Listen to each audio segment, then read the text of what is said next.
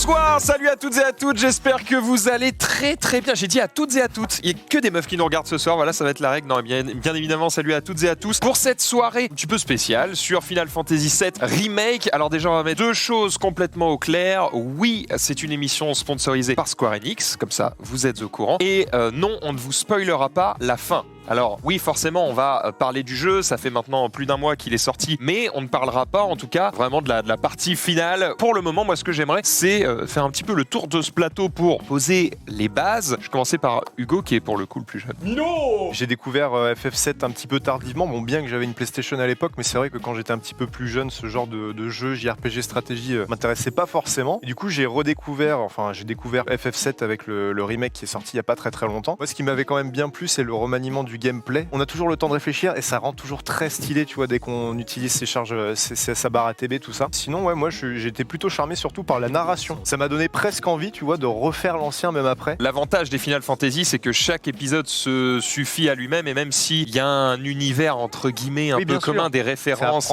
les Chocobo. C'est à prendre seul, mais je fais partie des personnes qui aiment bien avoir, si tu veux, tout le background avant de se lancer dans un truc. Ça peut faire peur, mais vraiment, c'est pas le cas. On comprend beaucoup de choses, on comprend même tout. Pour moi, Final Fantasy, ça a été vraiment le premier pas dans la découverte du JRPG. Et donc l'arrivée du support CD, donc les cinématiques, le passage sur PlayStation. Dans la fin des années 90, c'était quelque chose. Vraiment, c'était une vraie attente. C'était un peu le Fortnite, j'ai envie de dire, de l'époque. Mais tout le monde en parlait. Quand il y a eu l'annonce du remake, je faisais partie de ceux qui ont eu l'œil brillant un petit peu en se disant waouh, yes, ça, alors maintenant, faut pas qu'ils se ratent. Et du coup, moi je trouve qu'ils se sont pas ratés. Moi, c'est les magazines de jeux qui m'ont vraiment donné envie de jouer et de me mettre au jeu avec à la fois les previews, les tests des magazines, Joypad, console plus Player One à l'époque. C'était le jeu qui allait révolutionner le truc. Et en plus, il arrivait chez nous, c'était absolument exceptionnel. C'est le premier jeu qui m'a fait vraiment ressentir des émotions fortes, tu vois. La tristesse, la joie, la peur. Enfin, j'avais jamais ressenti ça dans un jeu vidéo avant. Et alors du coup, le remake. Dès que je vois des annonces comme ça, remake, la première sensation que j'ai, c'est la peur. Vont-ils détruire une œuvre que je chérissais? Mais oui, parce que FF7, c'est un jeu que je refais quasiment tous les ans. Donc c'est pas un jeu loin pour moi dans ma tête. Moi, c'est surtout le plaisir de jeu, comment est-ce que ça allait être. Le gameplay. Ouais. En tout cas, on a eu le temps de le découvrir et pour le coup, on s'est aperçu qu'effectivement énormément de choses ont changé et plutôt en bien, puisque les notes sont dithyrambiques. Tout le monde a trouvé que ce remake était excellent. J'imagine qu'autour de cette table, le monde valide. Ah oui, oui. Yes. Bon, ok, c'est merveilleux. Pour moi, il y a deux gros points forts. Déjà, la narration. C'est incroyable à quel point le jeu met en avant toute la richesse scénaristique de Final Fantasy VII. Et le deuxième, c'est le système de combat. Pour moi, c'est une réussite totale. Comment est-ce qu'ils ont adapté le système de Materia tout en rendant le jeu dynamique, moderne, qui donne le sensation d'agir. Moi, j'avais peur justement que ce soit beaucoup trop simple, mais trop long. On soit face à des sacs à PV sans que ce soit réellement difficile. Et j'ai été très vite rassuré là-dessus. D'autre part, il y a un truc qui ajoute beaucoup de sel dans le jeu, c'est le fait de pouvoir switcher entre les persos. Et rien que le fait de pouvoir switcher avec Barrett, notamment sur ce boss-là, ça apporte beaucoup parce que tu vas avoir des affinités avec des persos que t'as pas forcément avec Cloud de base. Ils ont vraiment des manières de se jouer qui sont différentes, qui ont des placements différents. Et c'est ultra situationnel. Le déclic que tu vas devoir trouver, c'est justement, mais comment je fais pour m'en sortir? Et y aller en façon bourrin comme à l'ancienne, ça ne marchera pas en tout cas. Moi, si je vais mettre l'accent sur un truc vraiment, ce serait la mise en scène et l'écriture des personnages. Il y a plein d'anecdotes et de scènes. Elles sont pas saupoudrées comme ça. Elles sont là et elles racontent quelque chose. Elles développent les personnages. Donc on a bien compris que vous aviez apprécié le jeu. Maintenant, je veux voir si vous l'avez bien écouté. On va faire un petit blind test. Medro, il est très confiant par contre. Disons que il écoute régulièrement Distant Worlds, qui sont les réorchestrations en mode orchestre symphonique. Ça va, le frimeur là. Regarde, il se la pète. Gros, j'espère qu'on va Et vous allez me défoncer. Et là, normalement, Hugo, ça va. Bah si normalement, c'est que c'est FF7. Eh bien, non. FF15. C'est FF15, tout à fait. C'est la musique du combat dans l'église du début. Allez, Hugo, on est tous avec toi. Punaise, alors celui-là FF3. aussi, mais pas spécialement. Là. Mais non, mais t'étais pas passé loin. FF4. Et FF4, ah oui, bah alors, c'est ni plus ni moins que le thème de Final Fantasy 1. Moi je donne le point à Hugo, on est d'accord. Oui, voilà, il a piffé un FF et puis de toute façon c'était dans tous. Continuons avec un morceau qui fera plaisir à mon ami Xavier. C'est parti. C'est l'opéra, c'est Draco Tout à et fait, Maria. tout à fait. Opéra, Maria et Draco, Final Fantasy VI, un des morceaux les plus marquants. J'entends tout le temps que FF6 est un excellent FF et qui pour le coup, lui, le gap serait tellement immense d'avoir un remake avec les technologies d'aujourd'hui que Bah ouais. c'est peut-être lui finalement qui... Le problème de Final Fantasy VI, c'est que c'est vraiment de l'heroic fantasy. T'as la moitié des persos qui sont en short, en slip ou en body. On est très, tu vois, les années 90, c'est la C'est pas fête. c'est pas le 4. Faudrait rhabiller tout le monde hein, quand même. 8e morceau, c'est pas forcément FF8 pour autant. T'as ça quand t'allumes le jeu. T'as dit une fausse piste, non? Ah bah moi je dis que des fausses pistes, faut jamais m'écouter. FF8 du coup. Non c'est pas. Du coup, Et là personne va trouver, c'est parti. Moi je mets une pièce, personne trouve. Ça veut dire que c'est un épisode qui n'est pas numéroté, c'est une série side ou un truc comme ça. C'est un épisode que les vieux cons ne font pas. donc c'est 10-2 ou 13-2 ou tu vois Les vieux cons font ça, hein, ils achètent. hein. Mais il y a d'accord. des épisodes numérotés que les vieux cons n'achètent pas. FF11. Et c'est une mauvaise réponse, ça n'est pas FF14, FF11. Ah bah faut buzzer. C'est FF14. FF14, une bonne réponse, Hugo Délire.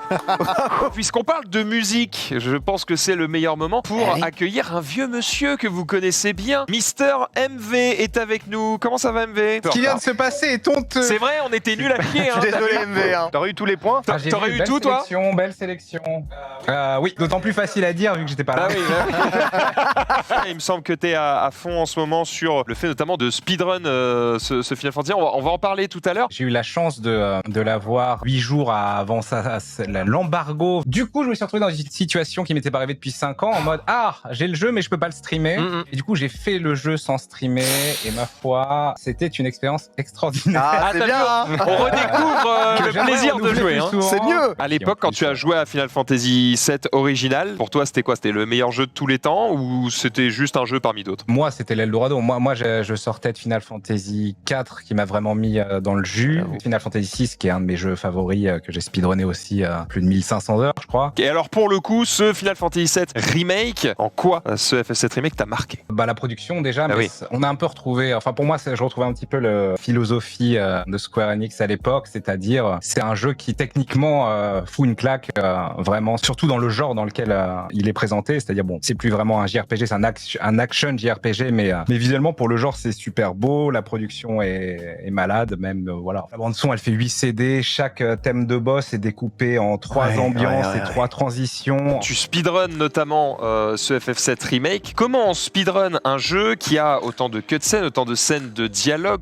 Si Square Enix nous écoute, je leur demanderais de ne pas patcher les bugs. Ils sont très intéressants pour nous. Il y a toute une équipe là de 5-6 personnes sur le Discord qui sont possédées, qui eux sont principalement sur les bugs et les glitches. Ils essaient de tout exploiter. Nous, on a été plus sur les stratégies de combat, de crash mob, d'optimisation de matériel. Ceux qui jouent en New Game plus easy, je tairai leur nom pour préserver leur anonymat. Ils sont à 4 heures, mais là, c'est ridicule. Hein. D'accord, donc ça veut dire que...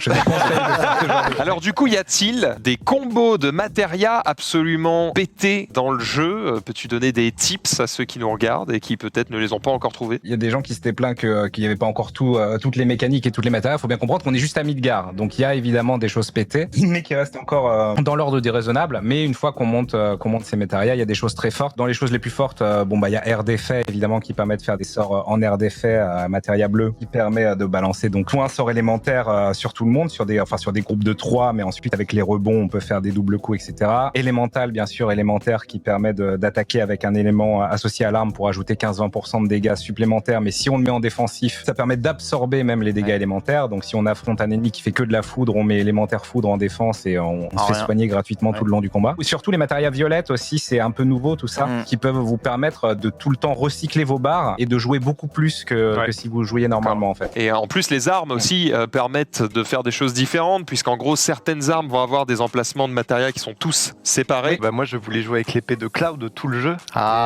Et au bout des 3 quarts, je me suis rendu compte que non, je vais peut-être arrêter de jouer RP pendant 2 minutes et essayer de changer. Et en fait, j'étais passé à côté d'un autre pan du jeu que j'avais pas forcément remarqué au début. Parce qu'on rappelle d'ailleurs que les armes dans ce FF7 FF7 Remake sont améliorables, ce qui n'était pas le cas, je crois, dans le FF7 original. Tu vas retourner sur Pas de FF7 souci, Remake tout de c'est un suite plaisir. ou tu es sur peut-être d'autres jeux en ce moment, je ne sais pas. Il faut que je respire un petit peu parce que le speedrun, c'est une maladie et ça rend malade. C'est vrai. J'ai une nouvelle stratégie commerciale, c'est passion l'après-midi, donc musique et speedrun, et le soir, pognon. Très bien. Le soir, pognon. Et d'ailleurs, ce qui m'a donné envie de rejouer récemment, c'est que en préparant un petit peu l'émission, du coup, je suis retombé sur la première vidéo de JDG sur ce FF7 Remake, où du coup, il fait simplement le let's play. Et justement, eh bien, JDG va être avec nous tout de suite maintenant, grâce à la magie de l'internet et de la connexion. Alors, même question qu'à tous les autres intervenants de cette émission, on veut en savoir un peu plus sur ta relation avec Final Fantasy VII. Moi, la musique, elle est magnifique. La musique, elle est splendide. L'ambiance générale du jeu est excellente. Au niveau de l'ambiance, le jeu te renvoie 20 ans en arrière. Ne serait-ce que le côté Cloud, Dark Sasuke, sombre est mon passé, terrible est mon destin. Tu sens que c'est pas un truc que tu vois dans maintenant les héros comme ça qui sont très caricaturaux. Ça, c'est plus un truc qu'on a l'habitude de voir, mais moi qui me choque pas en vrai. Donc, je trouvais ça cool. Mais sinon, franchement, le jeu, moi, je lui mets 98%. Ah ouais. C'est à part, ouais, vraiment. Et puis bon, voilà, Tifa et Aeris, c'est impossible de choisir. Hein, mais bon, évidemment, Tifa est le bon choix. Mais bon, J'espère que vous avez kiffé cette émission. On est revenu en long, en large, en travers sur le précédent Final Fantasy VII, sur le nouveau. Vous le voyez, on aime autant l'ancien que le nouveau. On a hâte de découvrir sa suite. Et si vous ne l'avez pas encore fait, on ne peut que vous inviter à le faire. Émission sponsorisée ou pas, tout le monde a kiffé le jeu. Vous pouvez y aller les yeux fermés. On se retrouve nous très bientôt sur le stream pour d'autres émissions. Salut à tous.